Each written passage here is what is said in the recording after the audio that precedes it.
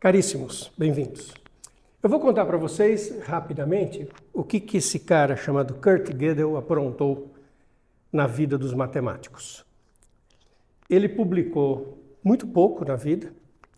Quando ele era bem jovem, publicou um artigo. Ele nasceu em 1906.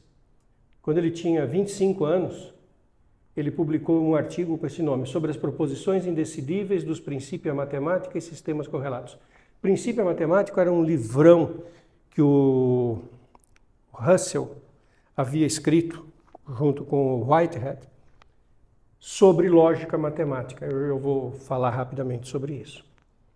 E ele tirou os matemáticos da zona de conforto, deixou todos os matemáticos absolutamente confusos e inseguros. Então vamos lá. Vou falar o que o Gödel fez. Os teoremas dele são conhecidos como teoremas de incompletude. Vocês já vão entender por quê. Os antecedentes. Eu vivo falando do Euclides. Tradição grega de começar a demonstrar tudo em matemática, ter axiomas, ter definições e demonstrações de teoremas.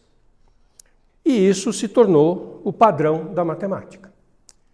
E no começo não se pensava muito sobre a lógica subjacente. Ia se construindo a matemática.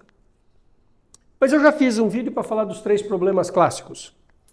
Trissecção de um ângulo genérico com régua e compasso, duplicação de um cubo com régua e compasso, que significa achar um segmento que seja uma aresta de um cubo que tenha o dobro do volume de um cubo dado. Algebricamente, isso significa fazer com régua e compasso um segmento, partindo de um segmento de comprimento 1, um segmento de comprimento raiz cúbica de 2. E o outro era a quadratura do círculo, né? Fazer um quadrado com a área igual à área de um círculo, que corresponde a trabalhar com o π. E também contei para vocês do axioma das paralelas, que as pessoas foram tentando mostrar que o axioma das paralelas, na verdade, era um teorema, tentando demonstrá-lo a partir dos outros fatos conhecidos da geometria. E essas duas coisas foram problemas que não foram resolvidos por 2000 anos. Eles só foram devidamente compreendidos já século XIX para frente, né? Século XIX que isso começou a ficar claro. Então, o que aconteceu com os 3 problemas clássicos? Lá no século XIX, provou-se que era impossível resolver. E isso foi uma novidade. Opa! Como assim? Você prova que é impossível provar? Isso.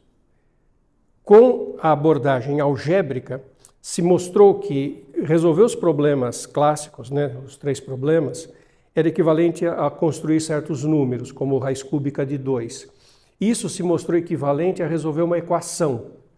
E se resolvesse aquela equação, teria uma implicação sobre uma álgebra, uma estrutura algébrica. E se conseguiu provar que aquela estrutura algébrica não tinha aquela propriedade. Portanto, voltando para trás, não dava para fazer lá no começo. E foi uma prova de que uma coisa era impossível. Isso foi revolucionário na história da matemática. O axioma das paralelas, as pessoas ficaram tentando provar. Eu já falei disso num vídeo também. E também no século XIX ficou claro que não tinha como provar. Que ele era independente dos outros axiomas. E como é que nós provamos que ele era independente? Construindo modelos em que valiam todos os outros axiomas e as negações, que eram 2 possíveis, das paralelas. Uma negação de que não existia nenhuma paralela pelo ponto fora da reta, e a outra negação é que tinha infinitas. Vejam bem, quando isso ocorre, então nós estamos ali no século XIX, se levanta um monte de questões filosóficas sobre a matemática.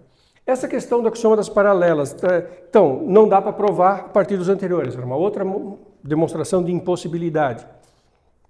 Mas a gente tem modelos em que vale o outro, vale a negação. Mas e qual modelo está certo? E aí uma grande discussão, bom, nenhum modelo está certo.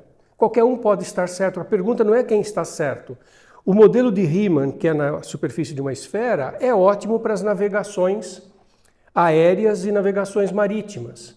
O modelo euclidiano, que é num plano, é ótimo para pequenas distâncias. E não tem qual é o mais certo. A pergunta foi mudando. Deixou-se de perguntar qual era o verdadeiro. Passou-se a perguntar qual é o coerente. Justamente a possibilidade de, em diferentes modelos, eu ter fatos diferentes, o axioma das paralelas ou a negação, levantou a questão da consistência. Poxa, será que eu posso provar coisas... Será que dos axiomas eu posso deduzir 2 teoremas contraditórios?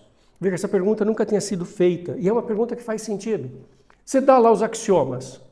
Quem garante que não é logicamente possível deduzir uma afirmação dos axiomas e a afirmação contrária? Quem falou que o sistema é consistente? Essas perguntas foram sendo levantadas no século XIX. Já na entrada do XX, Hilbert faz um grande trabalho de mostrar que se tinha que buscar consistência, e ele fala sobre como se demonstrar consistência dentro da matemática. Consistência significa não há contradição possível entre os teoremas.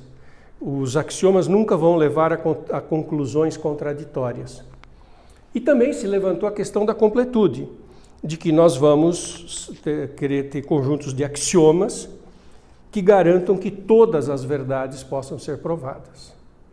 O livro Princípio e a Matemática, Hilbert e Whitehead, era exatamente isso, uma grande análise de uma sistematização da matemática para tentar organizar logicamente e falar em consistência e em completude dos modelos matemáticos. Aquilo que Euclides tinha feito lá para a geometria, de começar com axiomas, na álgebra foi chegando tardiamente.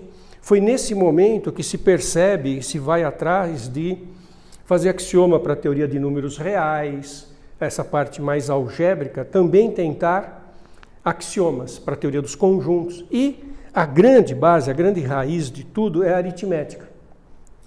Porque a partir da aritmética dos inteiros, você pode construir os racionais e os reais. Então, todo o foco foi colocado nos inteiros, na aritmética. E o princípio da matemática lida muito com isso. E esse era o caldo de cultura. Nós queremos entender como é que a gente pode ter certeza que jamais vai ter uma contradição dentro da matemática e que nós vamos conseguir provar todos os teoremas. Em 1931, um menino, Kurt Gödel, publica esse artigo que ele mostra que as duas coisas são impossíveis, as duas coisas não vão acontecer. Primeiro teorema dele, é impossível provar a consistência da aritmética. Na verdade, é impossível provar usando a visão que o Hilbert tinha proposto. Nada impede que a lógica, a filosofia da matemática evolua e a gente consiga uma demonstração de consistência numa outra concepção filosófica de matemática. Essa que o Hilbert tinha proposto na virada, exatamente do século XIX para o XX, foi exatamente bem no início, num grande congresso de matemática. O Hilbert fez uma palestra que é histórica, em que ele fala disso. Aquele conceito de contradição que a gente queria evitar, que é o conceito que está cristalizado no século XX, o Gödel mostra que não é possível. A gente nunca vai ter certeza de que não há contradições. Olha o drama que ele introduziu. Quer dizer, que todos os matemáticos passam a conviver com a dúvida de que a matemática é coerente, que pode ser que não seja. E que para a gente analisar isso, talvez criando um outro sistema de filosofia da matemática, mas não como estava concebido até o começo do século XX. E mais, esse menino provou também que na aritmética existem sempre Olha que coisa dramática. Coisas que são verdadeiras e impossíveis de serem decididas. Como elas são verdadeiras, você não vai achar contra-exemplo. Eu fiz um vídeo, né, falando de contra-exemplo. É um jeito de mostrar que é falso. Não, essas frases são verdadeiras, então não tem contra-exemplo. Ah, então vou provar. Não, mas o Gödel mostrou que é impossível provar. O que o Gödel mostrou é assim, você dá um conjunto qualquer de axiomas para a aritmética, ele mostrou uma maneira de construir sentenças indecidíveis, que são verdadeiras, você nunca vai dar contra-exemplo, e impossíveis de serem provadas. Ele provou a impossibilidade de serem provadas. E o que é pior, são infinitas, porque uma maneira de resolver é assim, tá bom, essa frase eu não posso provar, então ela é independente das outras, coloca ela como axioma. Mas sempre vão ter outras e outras e outras, porque ele provou que tem infinitas proposições indecidíveis, qualquer que seja o conjunto de axiomas. Claro que isso gerou uma insegurança brutal entre os matemáticos. Os matemáticos não pararam de fazer matemática. Agora eu vou dar minha posição pessoal, como que eu, matemático, enxergo isso. Primeiro, não tem como provar consistência, mas eu estou convencido de que é consistente. Então eu não estou angustiado, não acho que amanhã a matemática vai ter uma contradição, vai provar o teorema que diz que sim e o teorema que diz que não. Embora a gente nunca consiga provar a consistência, eu acredito que ela é consistente, embora eu não saiba provar e nunca vou saber provar.